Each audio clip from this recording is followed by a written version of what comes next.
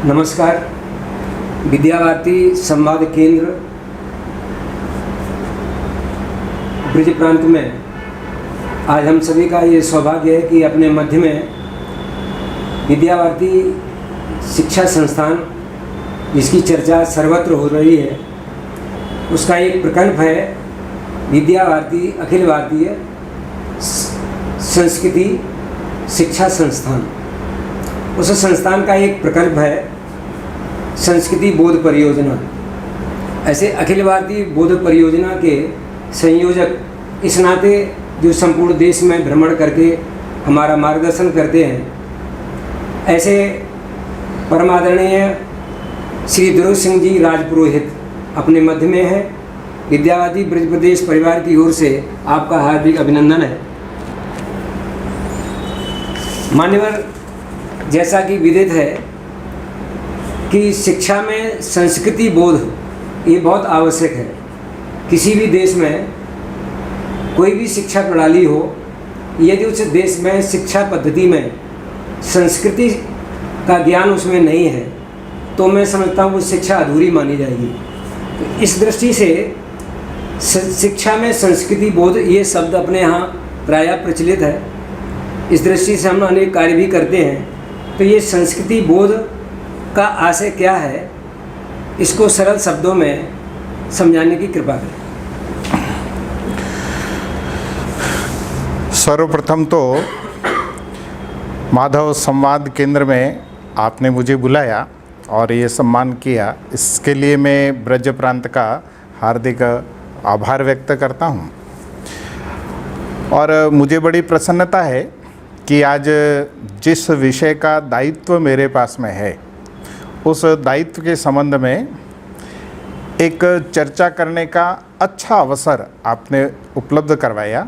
इसके लिए भी मैं ब्रज प्रांत का हार्दिक आभार व्यक्त करता हूँ। आपने पूछा कि शिक्षा में संस्कृति बोध, इसका क्या आशय है या इसकी आवश्यकता क्या है। तो शिक्षा जगत में हम सब एक बहुत अच्छी तरह से जानते हैं, संस्कृति ये शिक्षा की संवाहिका है। यदि सरल शब्दों में कहना हो कि शिक्षा में संस्कृति क्यों, या मैं और इसको कहूँ कि भाई बालक को शिक्षा देने ही क्यों, तो शिक्षा क्यों देना, इसके जो विभिन्न उत्तर हम सुनते हैं, बोलते हैं। बालक का सर्वांगीण विकास करना, वर्तमान चुनौतियों का सामना करना, ये सब है ही है। परंतु उसमें से एक प्रमुख है कि बालक अपनी संस्कृति को सीखे, पढ़े, उसका बोध उसको हो। ये संस्कृति का हस्तांतरण एक पीढ़ी से दूसरी पीढ़ी तक करने का माध्यम वास्तव में ये शिक्षा ही है। और इसलिए शिक्षा में यदि संस्कृति नहीं है तो हम ऐसा कह सकते हैं कि उस शिक्षा में से प्राण तत्व को निकाल दिया गया। ये उसके एक तरह से प्राण है। और ये केवल भारत में इसकी चर्चा होती है ऐसा नहीं, दुनिया का हर देश अपनी जो कुछ संस्कृति है, कुछ श्रेष्ठ बातें हैं, उनको अपनी पीढ़ी को सिखाने का प्रयत्न शिक्षा के माध्यम से करते हैं। हमारा यह दुर्भाग्य है कि देश आज़ाद होने के बाद में हमने अपने देश की जो ये संस्कृति है, हमारे देश के जितने भी श्रेष्ठ मूल्य हैं, श्रेष्ठताएं हैं, भारत की जो विशेषताएं हैं, वह शिक्षा में से एक तरह से माइनस है। और इसलिए विद्या भारती ने इस विषय को बहुत गहनता से चिंतन किया, मनन किया और एक समाज में इस विषय को केवल नकारात्मक बोलने की अपेक्षा है, हम कुछ सकारात्मक कुछ करें। और करने के लिए एक विद्या भारती ने अपने जो 4 आयाम है, उस आयाम में से एक आयाम यह संस्कृति बोध परियोजना ये प्रारंभ किया। और ये जो संस्कृति बोध परियोजना है, यह इस पीढ़ी को अपने देश का भूगोल, अपने देश के महापुरुष, अपने देश की संस्कृति, अपने देश की जो भी श्रेष्ठताएं हैं, उन सब का ज्ञान हो, इसकी ठीक व्यवस्था करने का एक प्रयत्न ये विद्या भारती ने किया है। और इसलिए शिक्षा में संस्कृति ये केवल आवश्यक ही नहीं है, ये अत्यंत महत्वपूर्ण है। इसके बिना शिक्षा अपने आप में अपूर्ण है, ऐसा विद्या भारती और संपूर्ण शैक्षिक जगत के जो विद्वान हैं उनका मानना है। इसलिए विद्या भारती ने संस्कृति बोध यह हो, ऐसा ये प्रयत्न प्रारंभ किया है।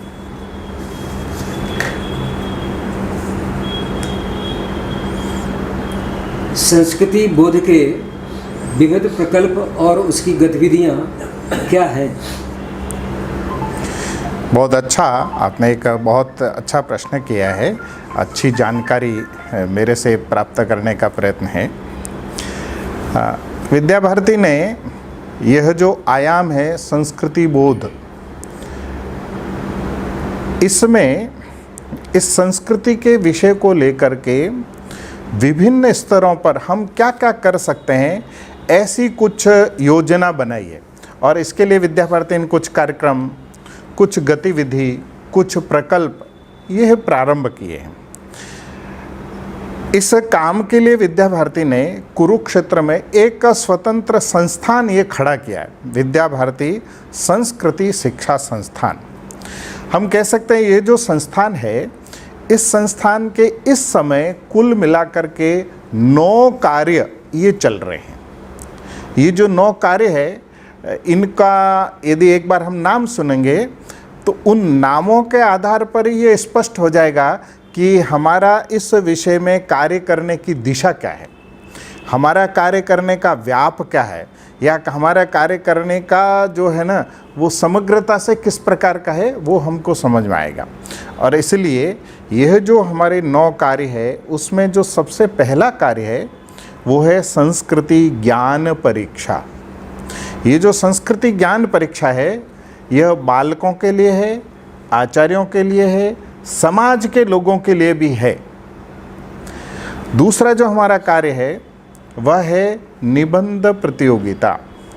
एक संस्कृति के विषयों को लेकर के बालकों का विचार बने, उसके बारे में बालक जाने समझे, ऐसा एक केंद्र से विषय देकर के बालकों के और आचार्यों का एक उस विषय के निबंध की प्रतियोगिता विद्यालय स्तर से लगा करके अखिल भारतीय स्तर तक यह करने का यह प्रयत्न ये चलता है। इसको हमने निबंध प्रतियोगिता के माध्यम से यह प्रारंभ किया है। तीसरा जो हमारा विषय है, कार्य है, वह है संस्कृति महोत्सव। ये जो संस्कृति महोत्सव है, इसमें बालकों के लिए 5 प्रकार की प्रतियोगिता हैं। कहानी कहने की प्रतियोगिता, तत्क्षण कुछ विषय देकर के उनके ऊपर उनका विचार रखवाना, तात्कालिक भाषण, आशु भाषण, यह एक प्रतियोगिता। एक निश्चित पाठ्यक्रम तय करके उसके आधार पर बालकों का, और जो अंग्रेजी में प्रचलित शब्द है वह मैं प्रयोग कर रहा हूँ, क्विज, प्रश्न मंच, यह प्रतियोगिता हम विद्यालय स्तर से और अखिल भारतीय स्तर तक ये प्रतियोगिता करते हैं। जो इसमें प्रतियोगिता है वह है बालकों की मूर्ति कला। 5वीं जो प्रतियोगिता है वह है हमारे लोक नृत्य।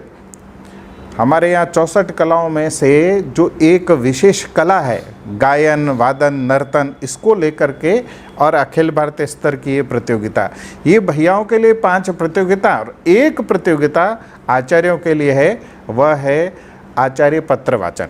इस प्रकार ये 6 प्रकार की प्रतियोगिताएं राष्ट्रीय स्तर तक करना, इसको हमने नाम दिया है संस्कृति महोत्सव। और इस संस्कृति महोत्सव में इन प्रतियोगिताओं के अलावा एक संस्कृति के ऊपर वार्ता करना और एक सांस्कृतिक दीर्घा ऐसी तैयार करना, जिसको देख करके आने वाले बालक, समाज के लोग संस्कृति से ठीक प्रकार से परिचित हो सकें। इस प्रकार का यह 8 प्रकार के गतिविधियां ये इस संस्कृति महोत्सव में हम करते हैं। चौथा जो इस आयाम का कार्य है वो है संस्कृति कार्यशालाएं। 4 विषयों को लेकर विद्या भारती में हर जिले में यह कार्यशाला आयोजन करते हैं। और इन कार्यशालाओं में जो भारत सरकार का सांस्कृतिक मंत्रालय है उसके साथ में भी हम मिल कर के और उसके लोगों का प्रयोग करते हुए हम उसको कार्य करते हैं। ये जो सांस्कृतिक कार्यशाला है यह 4 विषयों को लेकर हम करते हैं और वो विषय है भारतीय कला, भारतीय जीवन मूल्य, भैया बहनों में वैज्ञानिक सोच का निर्माण हो, इस प्रकार की कार्यशाला, और योग एवं शारीरिक से स्वास्थ्य, इन 4 विषयों को लेकर कार्यशाला करते हैं। 5वां जो हमारा कार्य है वह है चित्र संच एवं साहित्य का प्रकाशन। 127 प्रकार के चित्र जिनको देख करके बालकों को अपने संस्कृति के बारे में, महापुरुषों के बारे में प्रेरणा मिल सके, इस प्रकार के चित्रों का संच विद्या भारती ने तैयार किया है। और दूसरा, एक बालकों के लिए और शिक्षा के लिए जो जो आवश्यक है उस प्रकार का साहित्य छापना, संकलन करना, सृजन करना, यह उसका विषय रहता है। ये 5 काम। ऐसे ही संस्कृति बोध के लिए जो देश के कुछ विद्वान लोग हैं उन विद्वानों के बीच में गोष्ठियां को आयोजन करना, ये हमारा कार्य चलता है। 7वां, हमने कुरुक्षेत्र में 3 प्रकार के उस संस्थान में ही कार्य यह प्रारंभ किए। एक वहाँ संस्कृति संग्रहालय है, यानी प्रत्यक्ष व्यक्ति आकर के कुछ देख सके जिसके माध्यम से संस्कृति उसको समझ में आए। हमारा वांग्मय है, उसको शिल्प कला से जुड़ा हुआ है, हमारी सरस्वती नदी है, इस सब को लेकर के ये कार्य है। एक वहाँ हमने संगीत प्रशिक्षण का केंद्र ये प्रारंभ किया है और अभी 2-1 वर्षों में हमने संस्कृति शोध केंद्र ये प्रारंभ किया है। एक संस्कृति और समाज के कुछ विषयों को लेकर के विद्यार्थी कुछ पीएचडी करे और उन सब विषयों का एक एकेडमिक आधार बने, इस दृष्टि से हमने एक शोध केंद्र ये प्रारंभ किया है। एक 50 प्रकार के विषयों की हमने सूची बनाई है और उन विषयों पर देश भर में गाइड कौन बन सकता है, इस विषय में पीएचडी कौन कर सकता है, ऐसे 200 लोगों की हमने सूची बनाई है। और उस आधार पर कुछ लोग पीएचडी करें, ऐसे विषय सजाना, और वो जब विद्यार्थी यदि पीएचडी करना चाहते हैं तो उनको जितना संदर्भ साहित्य चाहिए वो सारा साहित्य वहाँ हम उपलब्ध कराएंगे। यदि वो एक स्थान पर रहकर अध्ययन करना चाहते हैं तो उनको आवास और भोजन की व्यवस्था करवाएंगे, और आगे उसके विषय में कुछ वो करना चाहता है तो छात्रवृत्ति की व्यवस्था भी करेंगे। इस प्रकार के ये जो 9 कार्य है, इनके माध्यम से समाज में हम सभी प्रकार के लोगों के लिए एक संस्कृति बोध हो, ऐसा प्रयत्न ये विद्या भारती ने प्रारंभ किया है।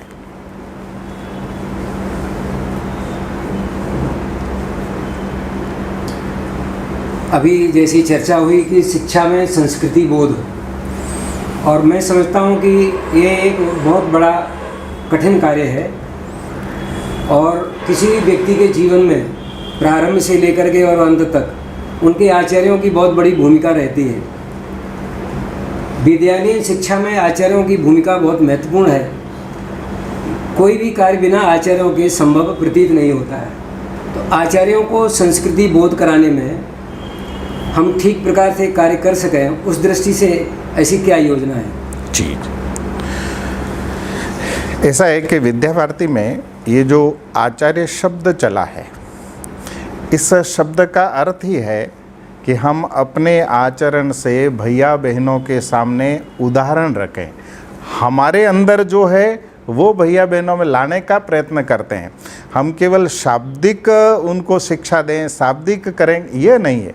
तो हम जो भैया बहनों से अपेक्षा करते हैं वे सब व्यवहार, वो सब बातें हमारे जीवन में वो आनी चाहिए।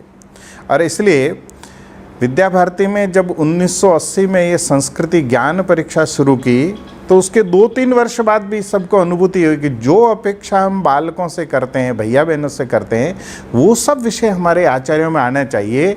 और इसलिए इस संस्कृति बोध के लिए आचार्य वर्ग में यह विकसित हो, उसके लिए उनकी एक संस्कृति ज्ञान परीक्षा करते हैं। उनके हमने विद्या भारती ने 4 स्तर बनाए, एक प्रवेशिका, मध्यमा, उत्तमा और प्रज्ञा। इनका एक निश्चित हमने पाठ्यक्रम बनाया, हर एक स्तर के लिए एक पाठ्यक्रम बनाया हुआ है। उस पाठ्यक्रम के आधार पर उनकी परीक्षा करते हैं। ये उत्तरोत्तर इस संस्कृति के विषय को अधिक से अधिक जाने, इस प्रकार का ये प्रयत्न करते हैं। आप समझेंगे तो हमको पता लगेगा कि जब प्रवेशिका है तो उसका पाठ्यक्रम कम है, विषय वस्तु भी कम है, केवल 4वीं और 5वीं की बोधमाला पुस्तकें, उसके आधार पर ये चल रहा है। परंतु यही जब मध्यमा उत्तमा कर लेते हैं, प्रज्ञा में आते हैं, तो उनको इस विषय में बहुत अच्छा ज्ञान हो, उस दृष्टि से आर्ष साहित्य का संक्षिप्त इतिहास है, गीता की प्रश्नोत्तरी है, भगवत गीता के बारे में उनका अध्ययन बढ़े, इस दृष्टि से ये प्रयत्न करते हैं। तो ये आचार्यों की संस्कृति ज्ञान परीक्षा है। और इसमें आचार्यों में ये वैचारिक दृढ़ता हो, वैचारिक समझ विकसित हो, संस्कृति का ये बोध हो, इसके लिए हम निबंध प्रतियोगिता ये आचार्यों की करते हैं।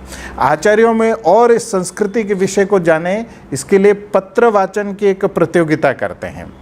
इस प्रकार से यदि हम देखेंगे तो एक समग्रता से आचार्यों को इस विषय को बोध कराने के लिए विद्या भारती की बहुत अच्छी एक व्यवस्था इस संस्कृति बोध के माध्यम से हमने विकसित की है। परिवारों में संस्कृति बोध हमारे यहाँ प्राचीन एक परंपरा रही है। पहले से ही जो माताएं बहनें या अन्य परिवार के सदस्य विद्यालयीन शिक्षा उनको नहीं मिली, परंतु फिर भी उन्होंने संस्कृति के छोटी छोटी बातें, हमारी संस्कृति के कुछ तत्व और कुछ ऐसी बड़ी बातें हो सकती हैं, उनको वो नहीं जानते, परंतु उन्होंने अपने व्यवहार से शिक्षा प्रदान की है। आज भी आवश्यकता है कि जहाँ संस्कृति का क्षरण हो रहा है, आकाशीय आक्रमण हो रहे हैं, जिसको सांस्कृतिक आक्रमण कहते हैं, मीडिया के विभिन्न क्षेत्रों के माध्यम से, और हमारी परिवार व्यवस्था चरमरा गई है। अब आजकल हम देख रहे हैं कि हमारे यहाँ तक परिवारों में जो जिसे शब्द आजकल है किचन, मुझे ये डर लग रहा है कि कहीं किचन भी समाप्त न हो जाए। आजकल जो ऑनलाइन चीज़ें मंगाने लगे खाने पीने की और सब चीज़, और परिवार बिल्कुल स्वच्छंद हो गए। तो ऐसी जो एक विभ्रम की स्थिति है, जो एक संक्रमण काल है, उस समय मैं समझता हूँ कि विद्या भारती का, जैसे आपने बताया, कितना बड़ा कार्य है और वो देश के हित में, राष्ट्र के हित में ये बड़ा कार्य कर रही है। ये हमारा सबका सौभाग्य का विषय है। परंतु ये परिवारों में संस्कृति बोध हो, और समाज के बंधु भी हैं, हमारे अवकाश प्राप्त अनेक लोग रहते हैं अपने जीवन का काम करने के बाद, जो वानप्रस्थ जीवन है, उस समय उनकी बड़ी भूमिका हो जाती है कि संस्कृति के लिए वो भी कुछ कार्य करें। इसलिए वो संस्कृति बोध क्या है ये जानना सबके लिए बहुत आवश्यक है। तो परिवारों तक ये संस्कृति बोध का संदेश जाए, उस दृष्टि से क्या योजना है, ऐसा कुछ मार्गदर्शन करने का प्रश्न। बहुत अच्छा है, आपने एक विषय की तरफ बहुत अच्छा संकेत किया। हम और आप सब जानते हैं कि एक 800 वर्षों तक इस देश पर जब मुगलों का आक्रमण रहा, परंतु उस मुगलों के आक्रमण के कारण हमारे देश की जो संस्कृति थी वो वास्तव में प्रभावित नहीं हुई। मैं बहुत सरल उदाहरण देने के लिए ऐसा कह सकते हैं कि भाई 800 वर्षों के मुगलों के आक्रमण के बाद भी हमारे घरों में संबोधन के जो शब्द थे, वो कोई अब्बा, खाला, अम्मी, ये शब्द प्रचलन में नहीं आए। परंतु हम आप देखेंगे कि ये 200 वर्षों का जो आक्रमण है, अंग्रेज़ों का आक्रमण, इन्होंने बहुत योजनाबद्ध ढंग से अपने इस संस्कृति को नष्ट करने का प्रयत्न किया। मैं इस विषय के बारे में थोड़ा सा आपको और बताना चाहता हूँ। मुगलों ने जो प्रयत्न किया वो वास्तव में एक कहें कि हमारा ये राष्ट्र रूपी वृक्ष है या संस्कृति रूपी जो वृक्ष है, उस वृक्ष की पत्तियाँ तोड़ी, तने पर आघात किए, उनकी टहनियों को तहस नहस करने का प्रयत्न किया, परंतु हमारी जड़ें उस राष्ट्र रूपी वृक्ष की या संस्कृति रूपी वृक्ष की ये एकदम सही थी, और इसलिए यह अनुकूल वातावरण आते ही फिर से वह वृक्ष हरा भरा हो गया।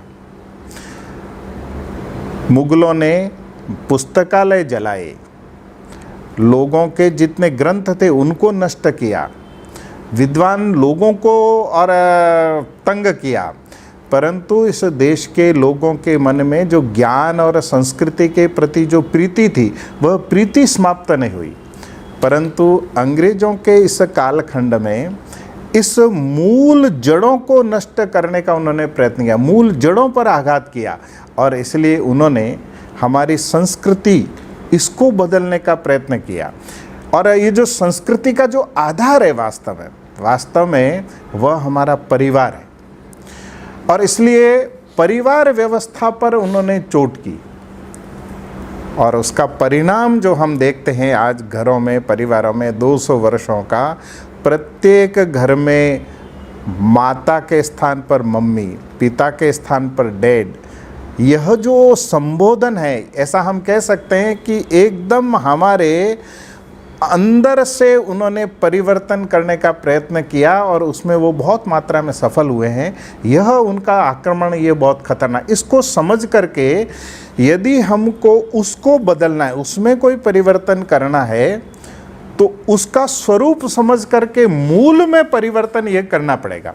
और ये जो मूल में परिवर्तन है वही वास्तव में संस्कृति है, वही वास्तव में संस्कृति और शिक्षा के क्षेत्र में हमको करना पड़ेगा। और यह मूल आज हम चारों तरफ देखते हैं कि आज हमारे परिवारों में हमने संस्कार देने की जो व्यवस्था है वो टीवी को दे रखी है। संस्कार देने की व्यवस्था जब तक यह परिवर्तित नहीं होगी तब तक ये और मूल में जितना सुधार होना चाहिए वो होना कठिन है।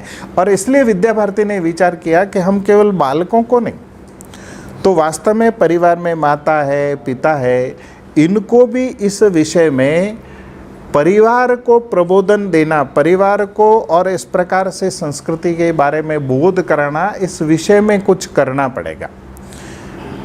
यह करना पड़ेगा, इसको लेकर के ही विद्या भारती ने सब प्रकार के समाज के लोगों के लिए एक संस्कृति ज्ञान परीक्षा, एक संक्षिप्त कुछ जानकारी जो हमारे देश के, अपने देश के बारे में, भूगोल के बारे में, संस्कारों के बारे में जो होनी चाहिए परिवार में, वह देने का प्रयत्न ये विद्या भारती ने किया है।